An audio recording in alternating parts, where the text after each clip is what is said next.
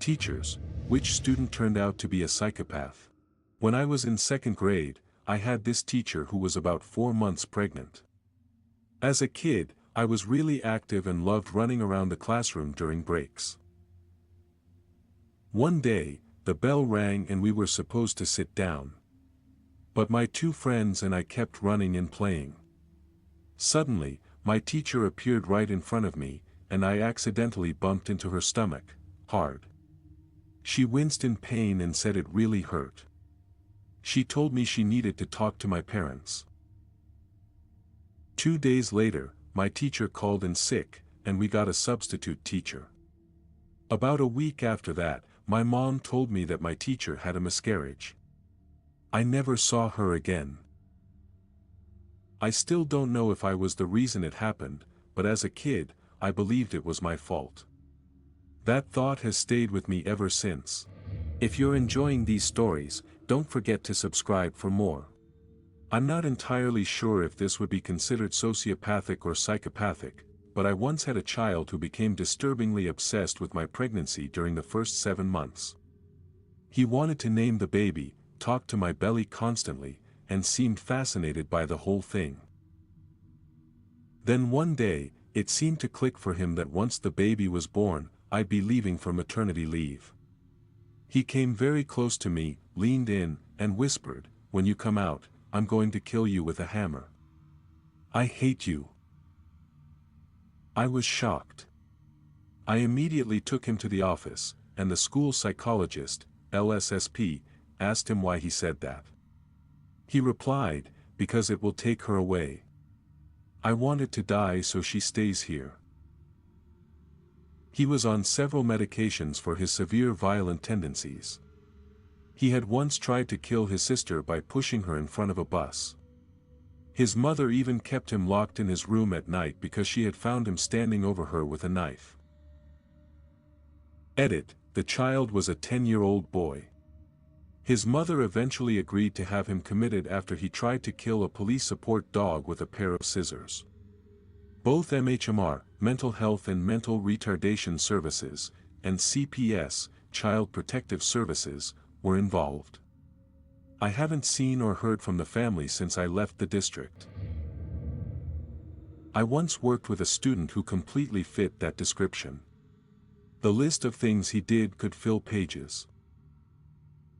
One example that really stuck with me happened one day when he got up from his seat to throw something away. On his way back, he walked behind another student who was quietly focused on his assignment. Out of nowhere, he shoved the student's head forward into the desk, hard enough to give him a bloody nose. There had been no argument, no tension, nothing to provoke it. His parents were divorced, and his mother was so afraid of him that she refused to have him during her custody days. His father, on the other hand, would move him from school to school every time his behavior got bad enough for the school to start the process of getting him placed in psychiatric care. There was a little girl in my kindergarten class who had a pair of scissors. I turned around just in time to see her reach over and try to cut off another girl's ponytail. It wasn't a big deal in the end, she hadn't actually managed to cut anything, but I was still taken aback because the two of them usually got along very well. I asked her why she was going to do that. In a calm, simple, and completely matter-of-fact tone, she replied, "Because her hair is what she loves the most." That answer sent chills down my spine. When I was doing my student teaching with an 8th grade class, there was one student who constantly got into trouble. During the rare moments when he was actually in class, he would just sit there staring off with this completely vacant look in his eyes. It honestly terrified me. There was something deeply unsettling about him. One day, he was up at the whiteboard along with a few other students, correcting sentences. I wasn't really paying much attention to the group when suddenly I heard this blood-curdling scream. I looked up and saw that he had brought a hypodermic needle and had stabbed the girl next to him in the leg.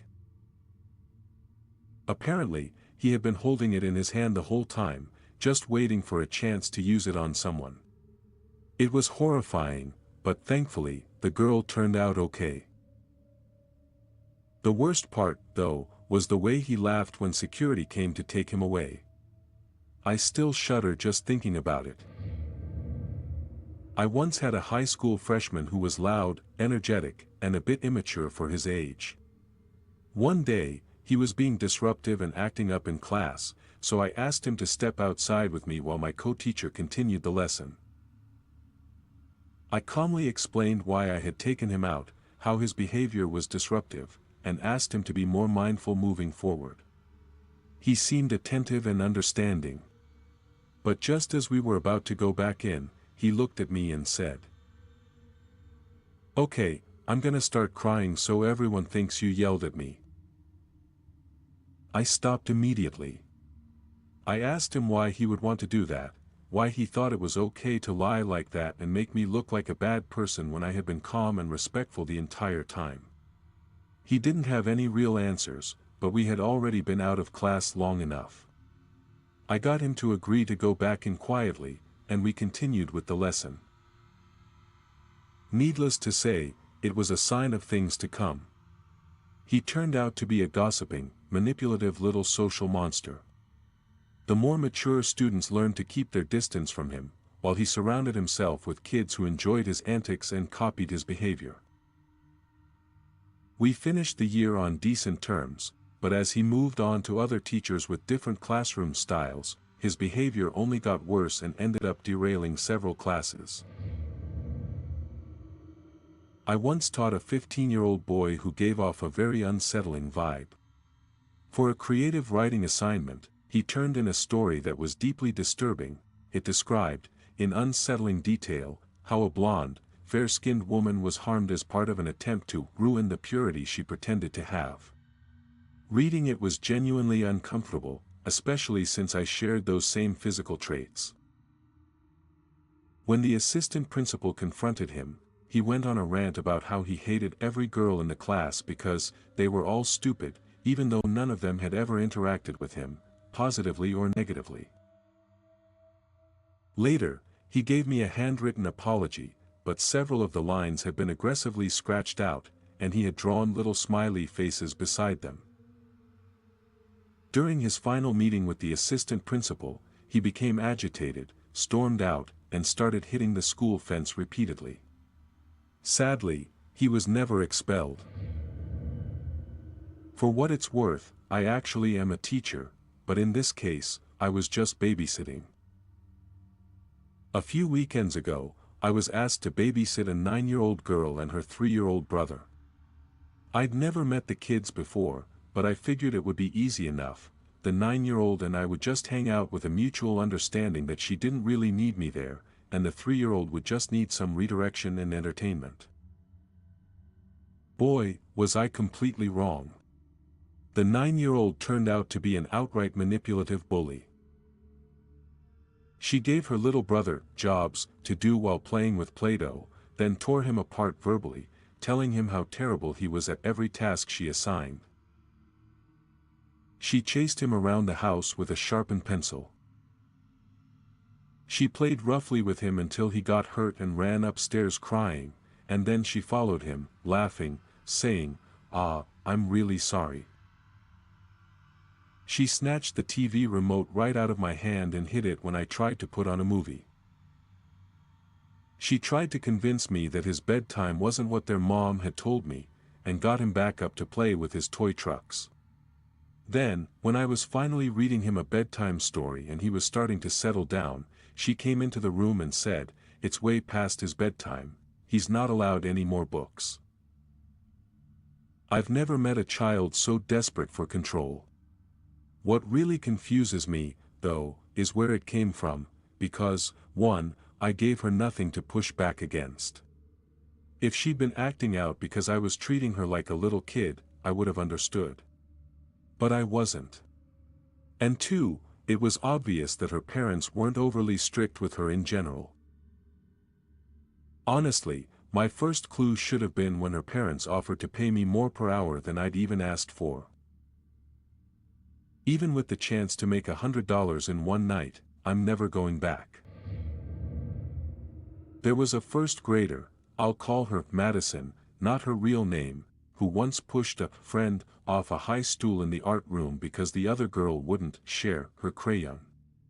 And by share, Madison meant immediately give it up, even though the other girl was still using it. The friend wasn't seriously hurt, but she said she didn't want to sit next to Madison anymore. I said okay and moved her seat. Madison immediately burst into tears and started insisting that I had to make the other girl sit with her. She said it wasn't fair that I told the other girl she didn't have to share, that it wasn't fair I told her she didn't have to be friends with Madison if Madison was hurting her or making her feel bad, and that it wasn't fair the other girl fell off the stool just to make her look bad. I just can't even with Madison. Nothing is ever her fault. If she steals something, it's always the other student's fault for supposedly giving it to her and then lying about it later. I've actually seen kids doubt themselves, wonder if maybe they had given Madison their stuff, even though I'd literally watched her take it. This girl is 6 years old and already has gaslighting down to a science. I have an ex who's a preschool teacher, and he affectionately calls his students my little sociopaths, not to their faces or parents, of course, because, well, empathy is a learned skill. Let's just put it that way. I honestly had never thought about it until he explained that things like hitting is bad because it hurts people, and hurting people isn't okay, are concepts kids have to learn. He told me that while children feel a wide range of emotions, which we adults often overlook because they can't express them with words, behaviors like caring for others, showing empathy, and understanding emotional consequences are actually skills. They need to be demonstrated, taught, and practiced. And according to him, it's much harder to get kids to grasp those concepts once they're older than 4 or 5. He said around age 3 is when they really start to understand, but many parents still treat 3-year-olds like babies. My mom was also a teacher for decades, and she had her share of truly difficult students. There was one kid, a few years younger than me, who lived in our neighborhood. My mom never said anything outright negative about him. He was the son of one of her friends, but that kid was like something out of a horror movie. He was adopted, and one of the first things he did after his parents brought him home was lock the family dog inside the refrigerator. Another time, he snuck up to our house in the middle of the night, which was terrifying because we lived in the middle of nowhere, and tried to break in. My parents used to leave the doors unlocked at night, so after they went to bed, I would go around locking everything.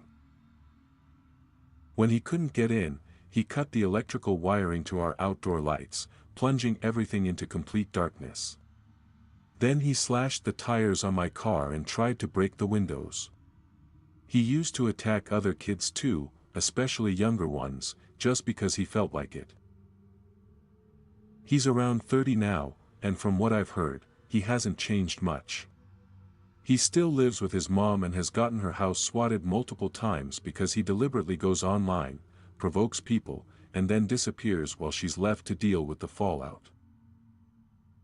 I've always wanted to be an adoptive parent myself, but sometimes I have nightmares about that kid. From everything I know, his parents really did try their best, but nothing ever seemed to help. I once had a student who was basically like a little Charles Manson. For context, Charles Manson was a notorious American cult leader in the late 1960s who manipulated his followers into committing a series of brutal murders. He's often used as a symbol of extreme manipulation and lack of empathy. This student had already shown aggressive behavior before, stabbing kindergartners with scissors, hitting, biting, and scratching. By first grade, new behaviors started to appear. He would convince other children to eat crayons or manipulate them into saying hurtful things to their classmates. That same year, he began to show more controlling behavior toward the girls. He would invite them to play, and if they didn't do exactly what he wanted, he'd turn the entire group against them. The result was that the girls ended up trying to earn his approval. When they eventually realized it wasn't worth it and started to ignore him, he became physically aggressive again. This year, second grade, he started seeking out other children with similar mindsets to form a sort of bully group. Of course, the staff is doing everything possible to curb these behaviors, but the parents are extremely combative and quick to threaten legal action. Several school psychologists and social workers have recommended individual therapy and additional social support, but the parents insist none of it is necessary. They've accused us of lying about his behavior and demanded that an outside specialist come to observe him. Naturally, the student behaved perfectly during those observations. He's not unintelligent, he knows exactly what's going on. The parents then used those findings to block any intervention for another 6 months. I don't believe there's such a thing as a child who's beyond help. But there are children who can't be properly supported in a public school setting. This boy needs far more psychological and social assistance, smaller class sizes, and a much higher level of adult supervision. Unfortunately, we simply don't have the resources for that, especially when the parents fight us at every turn. I met this boy when he was only about 2.5 years old, and even then, he was showing very difficult behaviors. He was extremely manipulative. He would chase other children just to hit or kick them. He made up convincing lies to get others in trouble or to blame them for things he had done himself. He was so good at it that sometimes it was hard to prove what was really happening, even though it usually became clear that he was responsible. During nap time, he would get up from his cot and bother the other kids who were trying to sleep.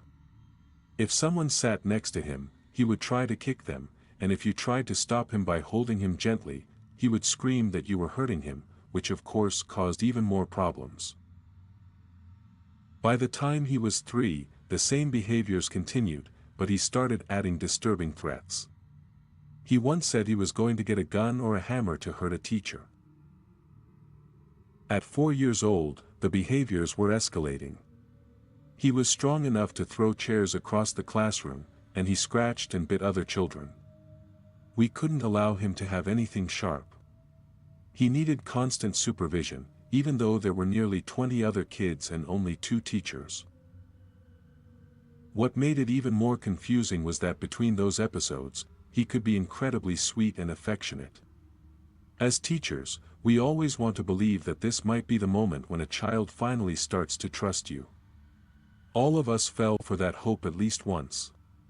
But the pattern was always the same. He would use those moments to manipulate, and when boundaries were set, he would either play the victim or lash out.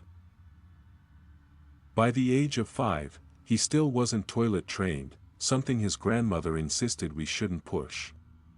One day, he came to class with stitches on his face. His grandmother said the family dog had bitten him. In class, we always had to keep art supplies available, including scissors, and we had to watch him constantly because he tried to use them to hurt other kids. He also started to show some inappropriate sexualized behaviors, which was extremely concerning, but every time we tried to address it, his grandmother became defensive and angry. Child Protective Services were called several times, but we never saw any real follow-up. I eventually didn't want to work in his classroom anymore because I often ended up with bruises or scratches, and the only guidance we were given was to redirect his behavior, which usually meant rewarding him and reinforcing the problem. Finally, when he was about 5.5, a new principal acknowledged that he was a danger to the other children and recommended that he receive outside help. The grandmother immediately withdrew him from school, blaming us for rejecting him. I truly hope that boy eventually got the help he needed. From a very young age, he showed deeply concerning behaviors that only grew worse over time. I hope he was removed from that environment and finally received the right kind of support. I once taught a 4-year-old boy who honestly scared me, not because of anything he did to me personally, but because I fear what he might become in the future. I could easily imagine him growing up to seriously hurt someone someday. He would try to kiss and hug the girls, and when they refused, he'd grab them and do it anyway, even if they cried out or told him to stop. I explained to him that kissing isn't allowed at school, and that if someone doesn't want a hug, they don't have to give or receive one. I also told him that some people simply don't like to be hugged at all. His response was always the same, but I want them to do it. So they will. He simply couldn't understand the idea of boundaries, of any kind. That's just one small example of the things he would do.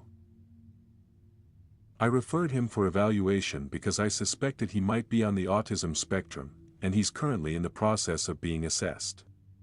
But even so, I can't shake the feeling that there's something more to his behavior, something deeper and more troubling. He also watched other children closely to figure out how he was supposed to act. For instance, if one child was sad and another comforted them, he would imitate that behavior in an exaggerated way, using it as an excuse to touch others, especially the girls. He never showed any emotions other than anger or jealousy. There was something deeply unsettling about the look in his eyes. I've never met another child quite like him. Last year, I had a student, let's call him James. When you spoke to him, he would just stare back with a completely blank expression, showing no emotion at all. For context, I teach Japanese in a rural area of Australia. We were studying hobbies, shumi in Japanese. Every other student in my remedial Year 7 class could form a sentence using their chosen hobby, dancing, tennis, soccer, whatever. I had given them a worksheet with a list of possible hobbies to choose from. When it was James's turn, he just shrugged and said, "I don't know." That's not unusual when teaching a language. Plenty of kids dislike the subject or feel embarrassed speaking in front of their peers. I figured I'd talk to him one-on-one while the others worked on their reading and writing activities.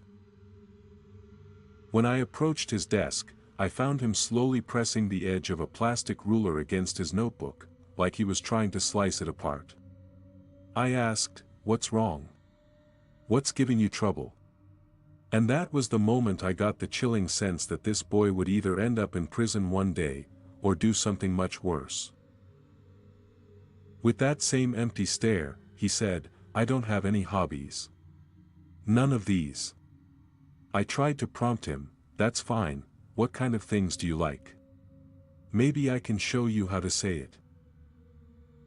He looked up and said flatly, "Guns." Then, after a pause, he added, "And hating cats." I told him that, not liking something wasn't really a hobby, and that weapons weren't appropriate for the assignment. He then said, with complete calm, "What about Ivan Milat? I'm kind of like him, but with cats." For context, Ivan Milat was an Australian serial killer known as the Backpacker Murderer. Between 1989 and 1993, he kidnapped and brutally murdered at least 7 young people in New South Wales. He was arrested in 1994, sentenced to life in prison, and died there in 2019. In Australia, his name is synonymous with cruelty and horrific violence. So hearing a 7th grader compare himself to Milat, saying he was like him, but with cats, left me absolutely frozen. The other students didn't even know who Milat was, but I did. I reported it to the principal and called home. The family confirmed what I said, but told me it was none of my business, and then warned me that my cats would be next if I didn't stop sticking my nose where it didn't belong. In a small town, everyone knows where the teachers live, including my wife and me. The police didn't do anything.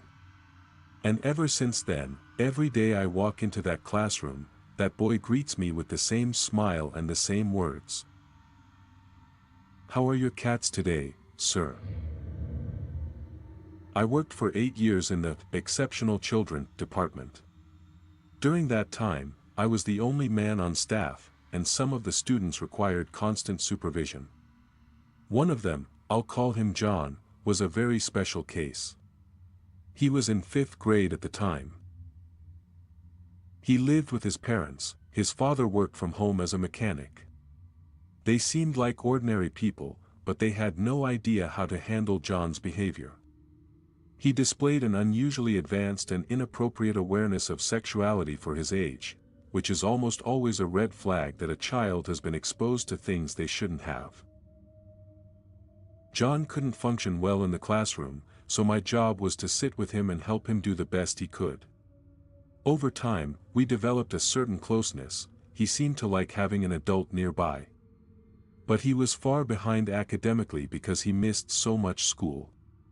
Sometimes his parents just didn't send him, and other times he was suspended. Getting him to focus was always a challenge.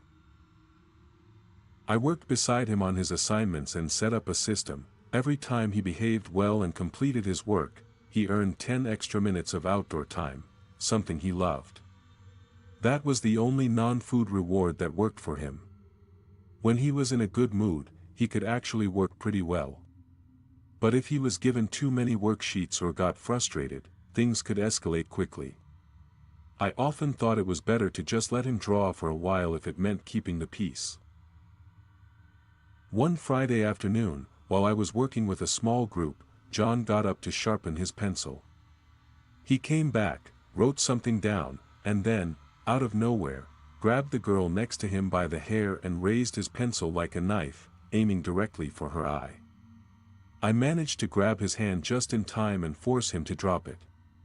Using the restraint techniques we've been trained in, I got him down to the floor and held him there while the other students backed away in terror. One of them even picked up the pencil and snapped it against the wall. That image has stayed with me ever since. What truly disturbed me was what John said afterward, in a completely calm voice. "I was bored and wanted to see what would happen if I stabbed her in the eye. I was just curious." He genuinely didn't understand why that was wrong. The police came, and both sets of parents, the girls and John's, were notified. During the meeting, John repeated the same words in front of everyone. I still remember the look of horror on his mother's face. His father's reaction was different, not shock, but something else. It was as if he already knew, or recognized the behavior. John was suspended, and the girl's parents pressed charges. The judge, however, dismissed it as a case of a troubled child. John was given probation and community service. After that, he was homeschooled, which in reality meant he was left mostly on his own. Years later, I saw his photo in the newspaper. He was 21 and had been charged with several crimes, aggravated assault, child abuse, and more. In the picture, he had the same cold, expressionless look he'd had the day he attacked that girl. He was sentenced to 8 years in prison. Over time, I learned more. His mother had taken her own life and left a note. His father had fallen into addiction. Their house later burned down, and John ended up living with an uncle. By his teenage years, he already had a record: fighting, hurting animals, violence toward neighbors.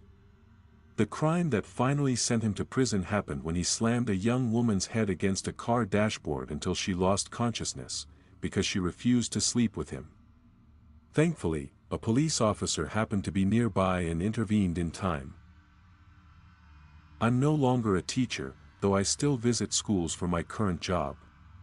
Over my career, I was attacked more times than I can count, and I stopped countless acts of violence.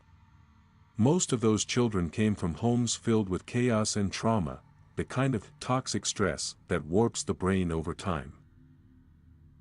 It's hard to admit, but it happens.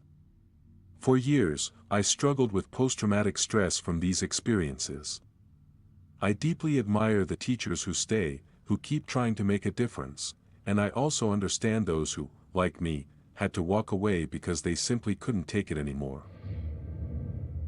So I have this student who moved here from another country about 2 years ago, and I got him in my class this year. I was warned that he could be difficult. At first, we actually got along pretty well.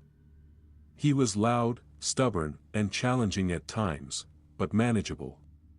Then, out of nowhere one day, he asked if we could talk privately. The moment we were alone, he started crying. He told me about his life, how his stepfather was abusive and neglectful, how social services had already been involved before, and how the family had moved because of it.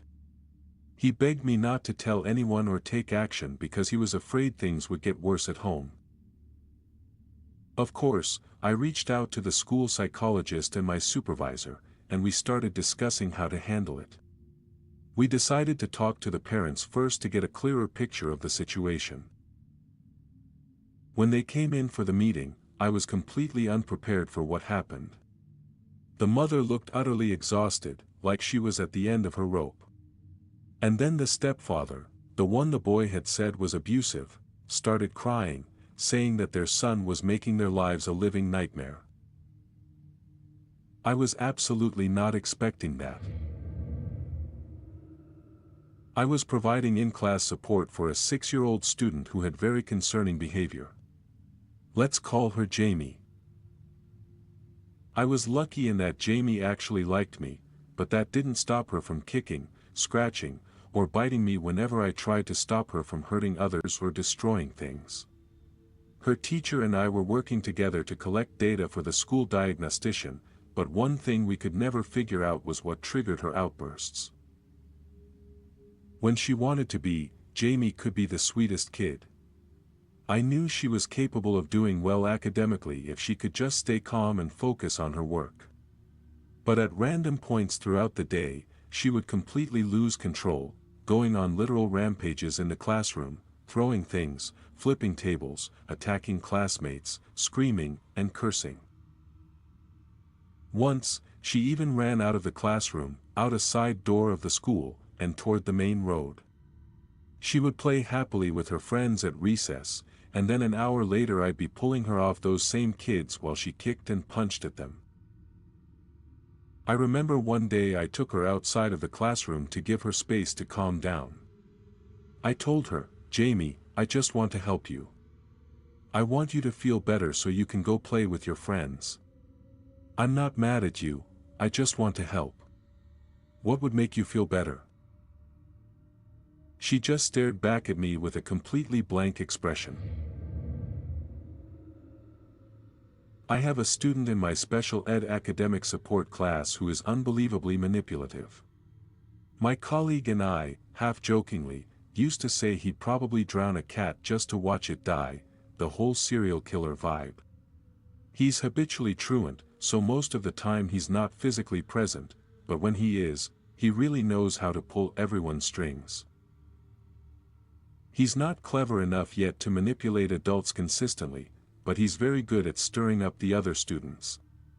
He picks on kids who are much less capable than he is, instigates situations, and then plays the victim. He gets away with it because the other students aren't able to clearly tell their side of the story.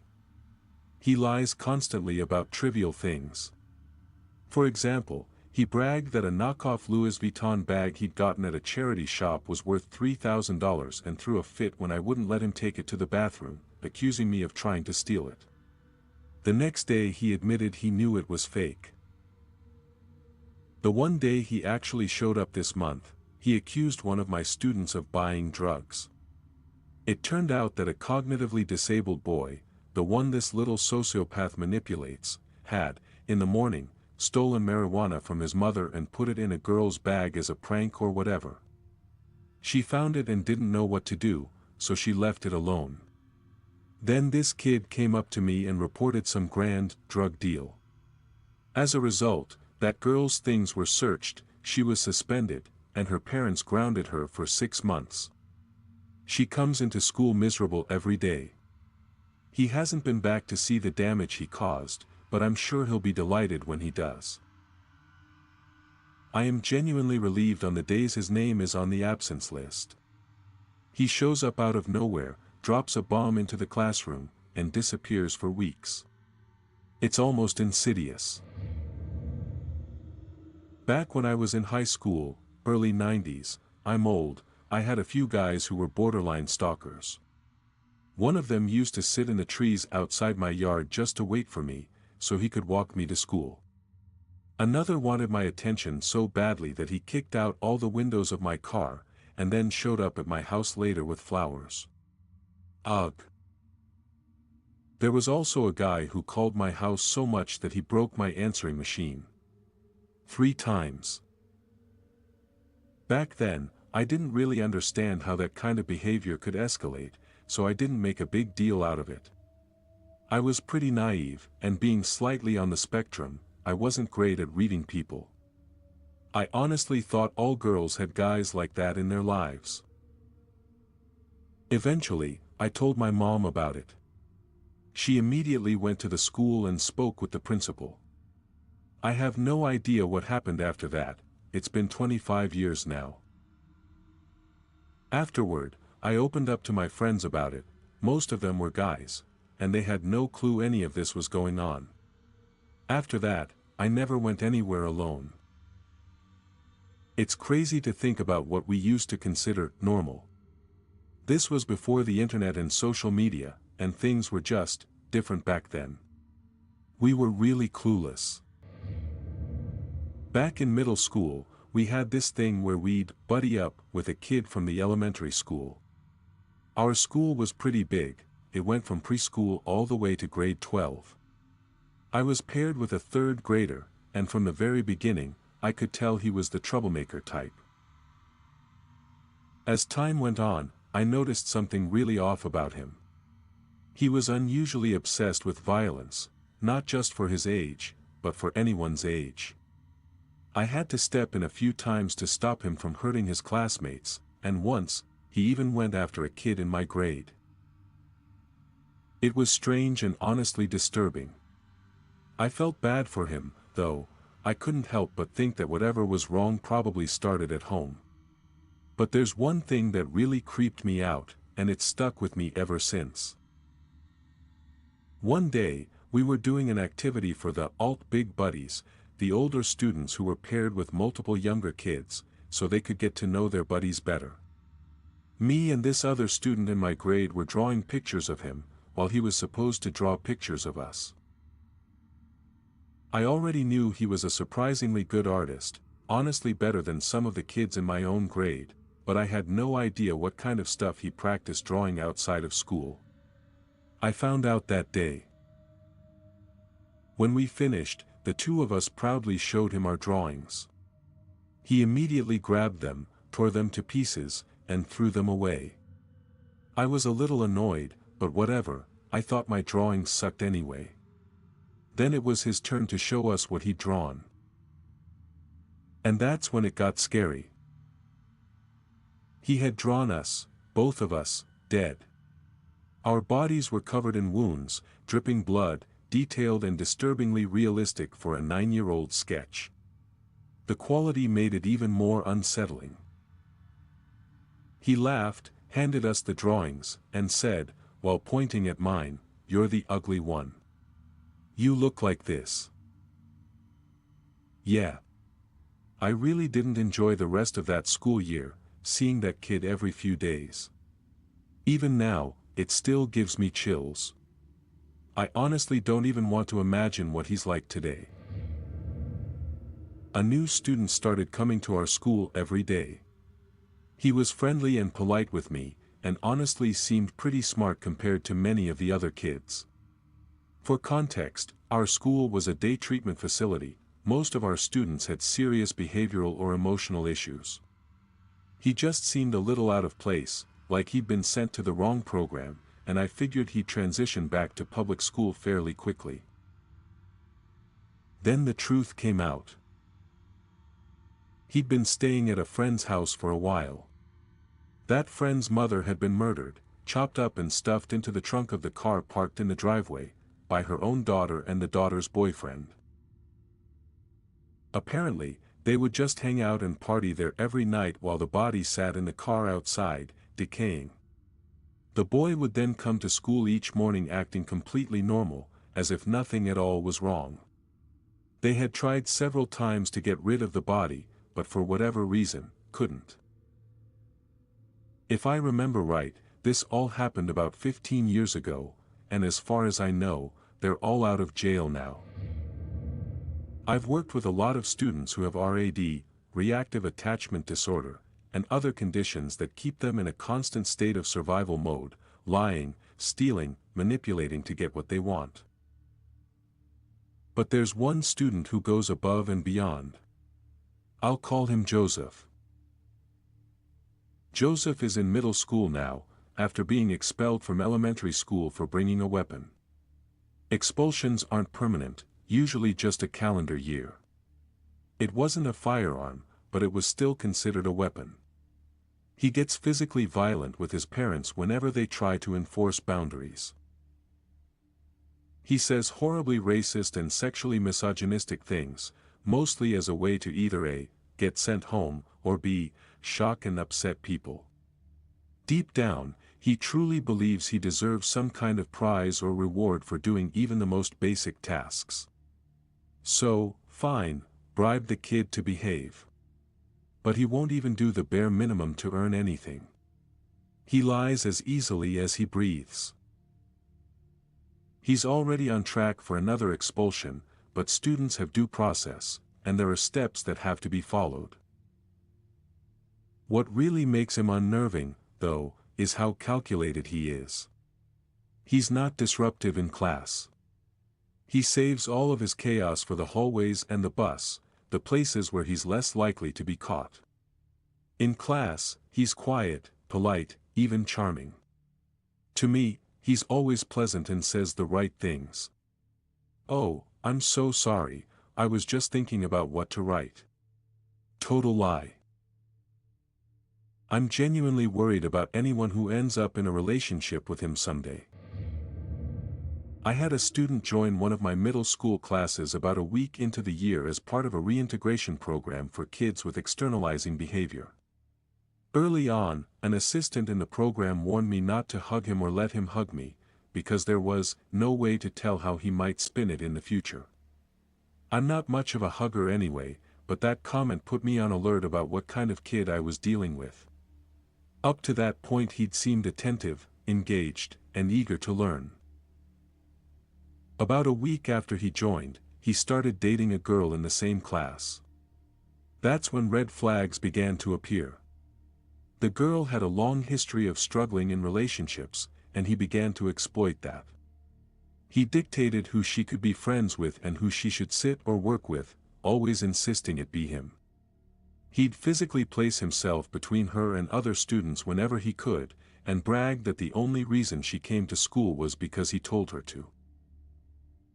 Roughly 6 weeks into the year, I glanced out my door and saw his girlfriend leaving another classroom, tears streaming down her face, hugging herself and running toward the girls' restroom. He followed her, calling after her and demanding she talk to him. When I approached, he physically stepped between us, put his hand on the wall to block her path, and told me to fuck off. I ignored him and told the girl to go to the restroom. In his frustration he stepped aside and she slipped by. He was visibly shaking and turning red. He swore at me again and claimed I wasn't even his teacher, he wasn't in my class at the time. He then walked into the girls' restroom and began pounding on the door, shouting for her to come out. An assistant from his program ran down the hall, took over the situation, and told me I could return to my class. To my surprise, that student returned to my room the next period. He smiled and apologized, saying he didn't know why he'd acted that way and promising not to let his temper get the better of him. The whole speech felt rehearsed. Against my better judgment, I let him stay, told him we'd speak after class, and acknowledged his apology. About 10 minutes into that lesson, he started to look agitated. Then he got up and, pushing other students out of the way, walked straight across the room toward a girl who wasn't his girlfriend. Before I could react, he jumped on her and began flailing and punching her in the face. I managed to pull him off, using physical restraint only as a last resort, and he ran into the hall. That girl chased him and caught up with him in the atrium, where he threw a chair at her, knocking her down. He then kicked her in the stomach and head. 2 other teachers and I ran toward them, shouting for him to stop. Eventually we got between them and he was taken to the office. He no longer attends our school. His girlfriend, I've been told they're still together, has slowly begun to return to school. The girl he attacked transferred schools because of the trauma and has since attempted to take her own life twice. This is the story of Damien. First of all, let me start by saying that you shouldn't completely blame this kid for the things I'm about to tell you. Once I give you some background, you'll understand why. Damien was an extroverted kid, polite, charismatic, and exceptionally bright. He behaved well in class, aced most of his tests with ease, and had a kind of charm that made it impossible to imagine him ever hurting anyone. But after his little sister started sharing stories about him, I began seeing him differently. I started researching everything I could about sociopaths and psychopaths online, and Damien fit far too many of those traits. He was the eldest of 2 children from what I can only describe as an abusive marriage. His younger sister, Chloe, was 7, a sweet, gentle little girl, only a year younger than him. She saw me as the father figure she desperately needed. Both were in my class, and Chloe would often come to me for small pieces of advice: which dress looks better on my doll? Do these colors look good together? My best friend's birthday is next week, what should I get her? We'd chat for a few minutes before recess each day, and over time, she began to trust me completely. One Friday, a cold, gray, rain-soaked day when the students had to stay inside for recess, she approached me, clutching her old tin lunchbox against her chest, and asked shyly if she could sit beside me. Of course, I said yes. I watched her struggle to open the rusty box until she finally pried it open. Inside was a sloppy sandwich, one thin slice of ham and way too much mayonnaise. It didn't look like something a parent would prepare with care. "Did you make your own lunch today?" I asked. She shook her head. "Mommy made it. Daddy usually does, but he's been out of the house since they fought last night." Something about that answer unsettled me. The sandwich itself seemed to radiate anger, like whoever made it wanted to send a message. I gently asked if her parents fought often. She said yes. I asked if it scared her. Again, yes. "Why?" I asked. She hesitated, chewing slowly, then said softly, "I get scared for Damien. Mommy and Daddy always blame him for everything. They take him into their room, and I can hear him screaming and crying. I know they hit him, but I'm too scared to help." I felt a surge of anger and concern, but before I could say anything, she added something that chilled me to the bone. "Sometimes we find dead animals in the backyard, and they blame him. They think he did it because he plays with them. But I know him, he's nice to me. He wouldn't do that." A cold shiver ran down my spine. I tried to convince myself that maybe she was just an imaginative kid who watched too many dark TV shows. Still, part of me feared it was real. I gently asked, "So you're sure Damien didn't hurt those animals? What makes you so certain?" She looked conflicted but finally said, "I saw him once with one of the cats. He was using her like a puppet. It was really scary, but I know he didn't kill her." I decided not to push further and changed the subject. Before she left, I told her to keep our conversation a secret. She agreed. Now, I know what you're thinking: why didn't I report this immediately? Honestly, I didn't know what to do. I needed to be sure. Maybe she was exaggerating. Maybe she was just lonely. But something inside me wouldn't let it go. Over the next week, I kept gently asking questions. Bit by bit, she opened up. She said her parents beat Damien until he bled. They didn't hit her much, only yelled or pulled her hair sometimes, but Damien got the worst of it. I began watching him closely. And sure enough, there were signs, disturbing sketches of decapitated figures in the margins of his notebooks, quick flashes of anger that vanished as fast as they appeared, and once, I saw him behind the bushes on the playground holding a dead pigeon, stretching its wings and studying it like he was fascinated. Eventually, I told another teacher, a friend of mine named Sam, and we decided we'd talk to the principal together. But before that, I wanted to be certain. That day, I asked Chloe to come to my desk under the pretext of reviewing her test. Quietly, I told her that one of her classmates said she had drawings on her arms and asked if it was true. She denied it. I pressed gently, telling her that lying wasn't good, and asked her to show me. She lifted her sleeves. Nothing. I exhaled in relief, until I saw it. On the back of her forearm was a fresh, 3-inch cut, clean and thin, like it had been made with a razor blade. My heart sank. Before I could ask anything, the bell rang. She bolted out of the room, leaving her lunchbox behind. Damien followed her.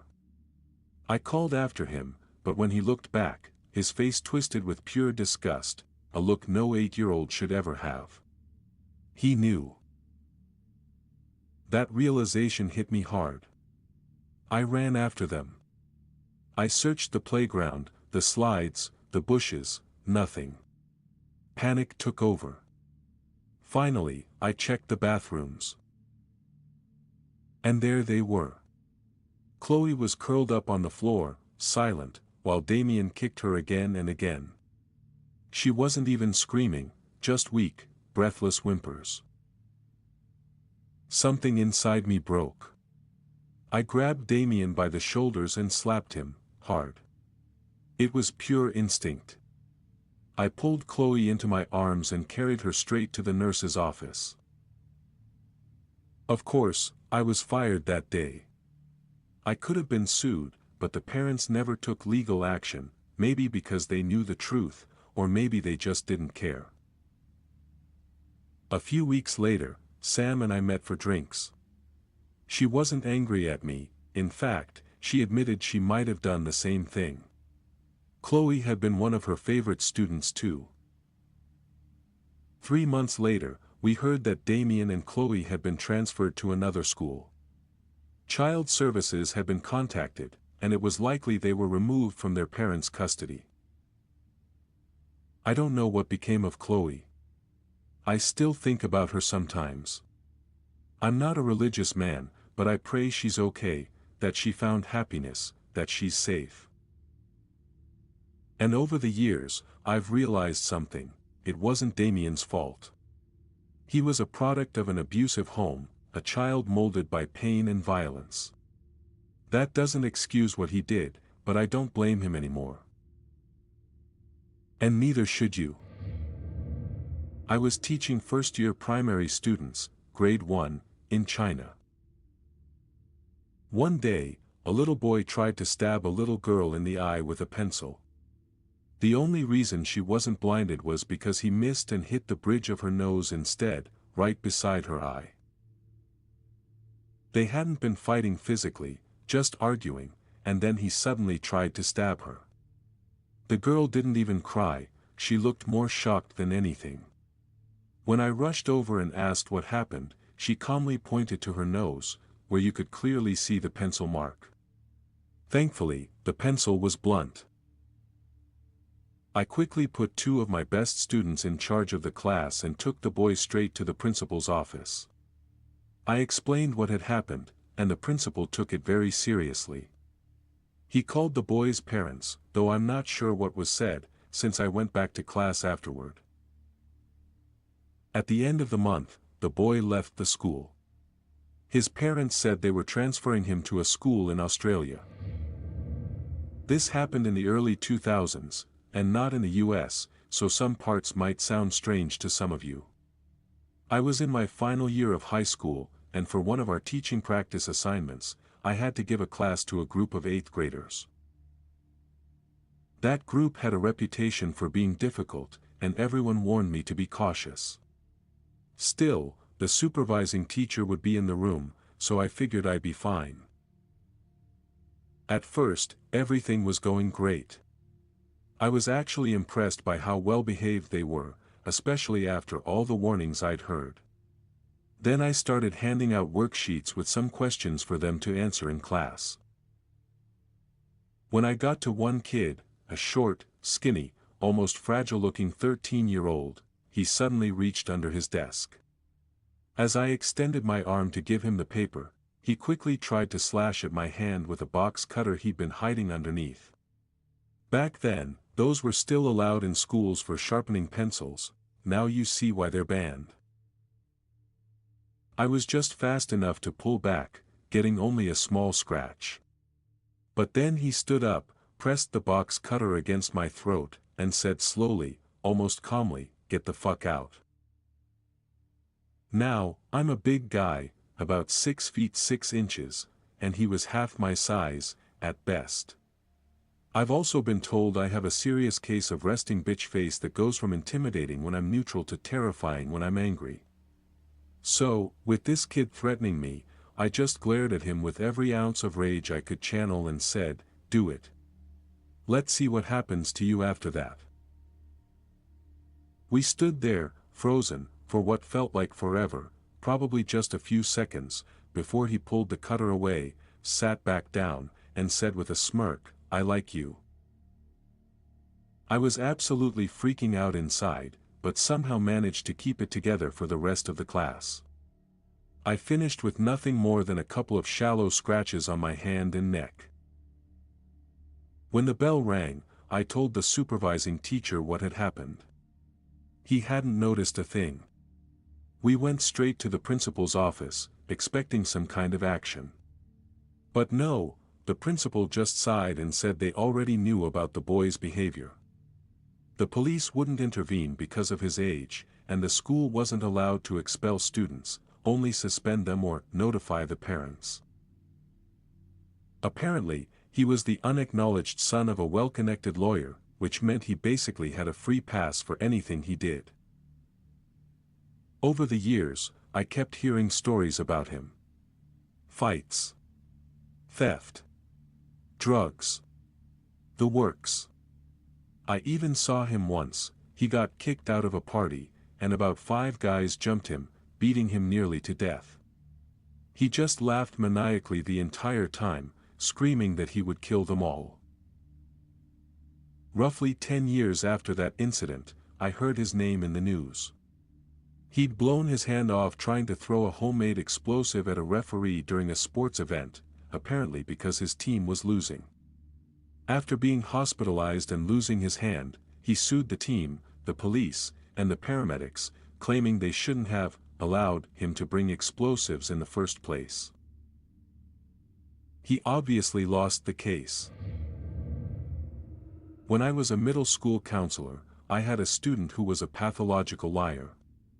What really struck me wasn't just how often he lied, but that his lies had absolutely no purpose. He didn't do it to get out of trouble, to gain anything, or to manipulate anyone in particular. He just wanted attention and praise. The lies were so absurd that even the weakest bit of scrutiny would have torn them apart. A few examples. He once told me he'd played Pop Warner football the year before, but that he tackled another kid so hard the kid was hospitalized with a concussion, and later died. Because of that, he said, he was banned from all organized football for life unless he moved to Canada, where, according to him, they don't recognize American lifetime bans. After the Mandalay Bay Las Vegas shooting, he told me his uncle was one of the people who had been killed.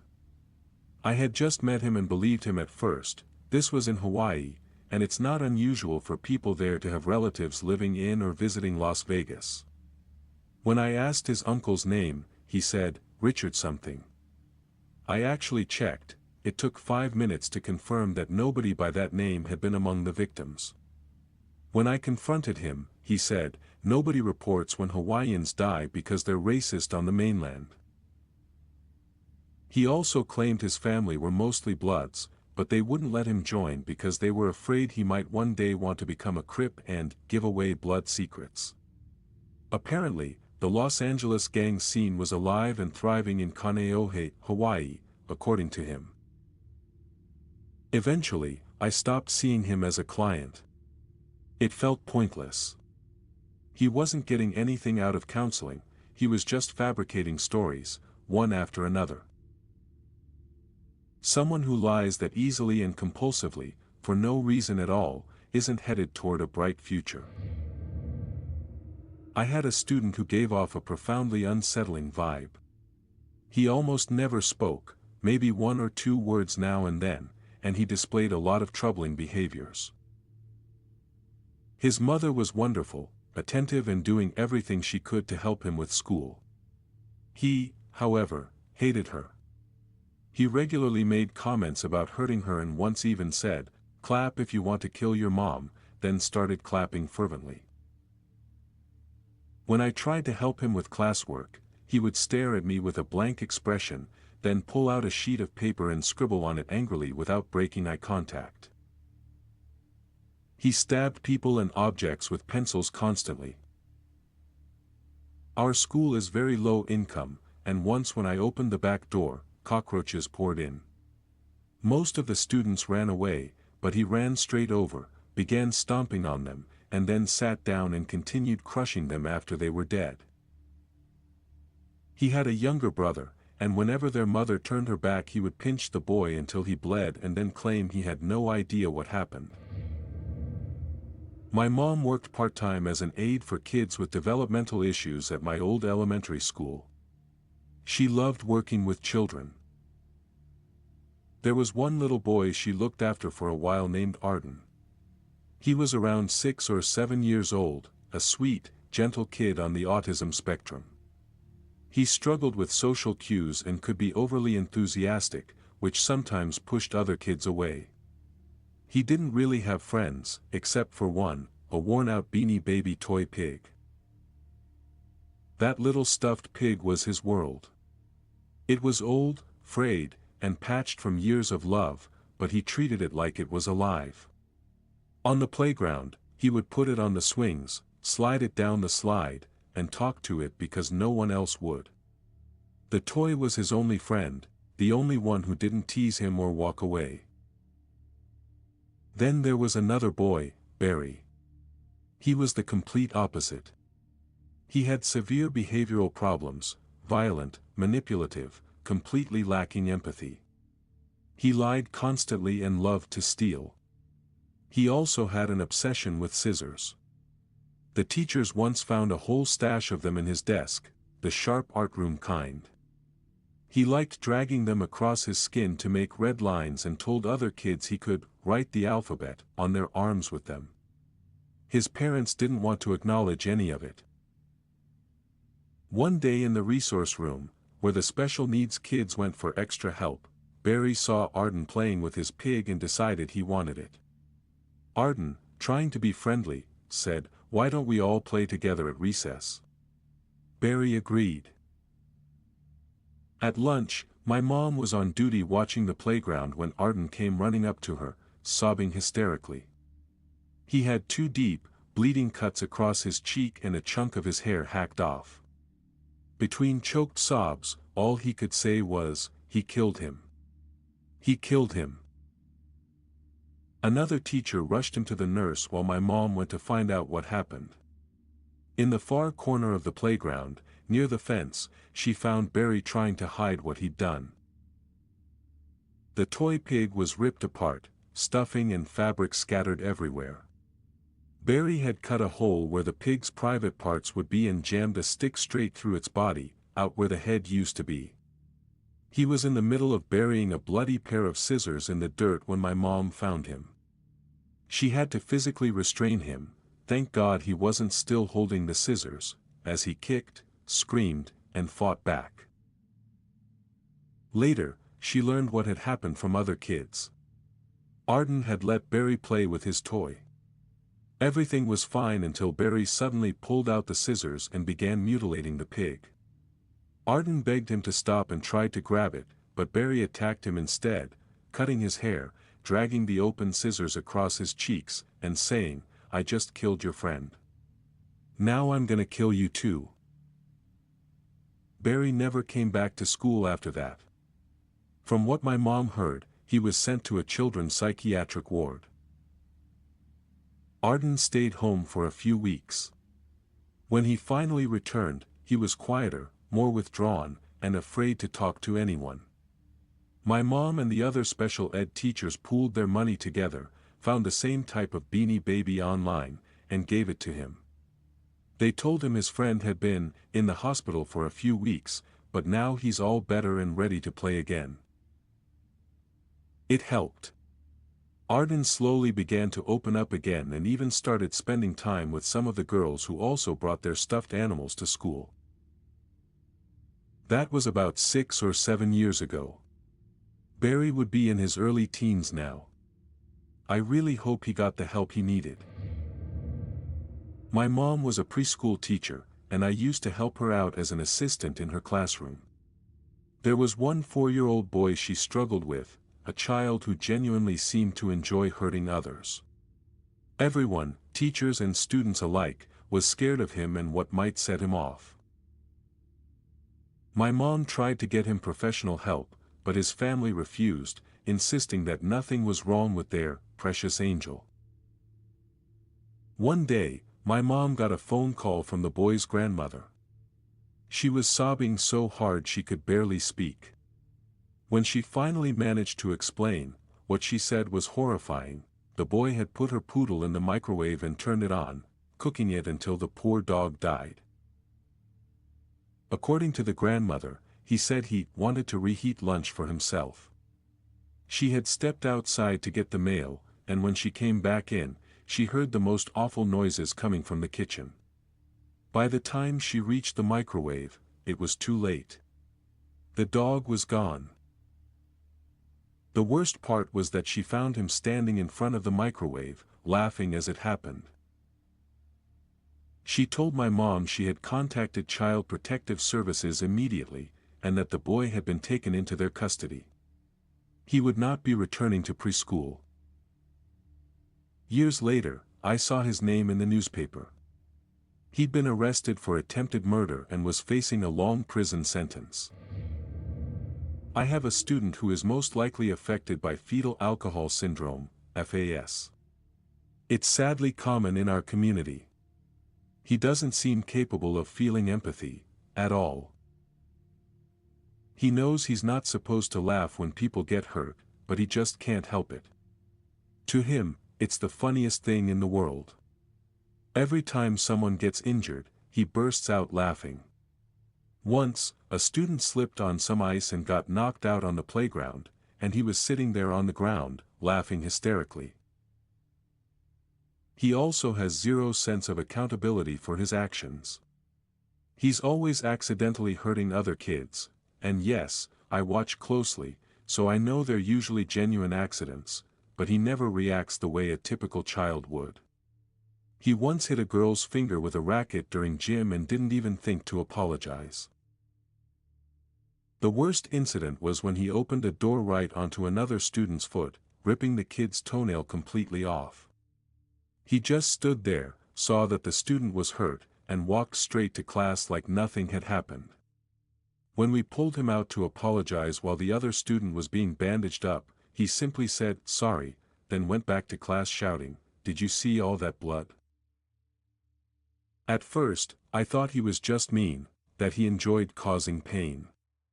But I've come to realize it's not malice. He simply doesn't feel what others feel.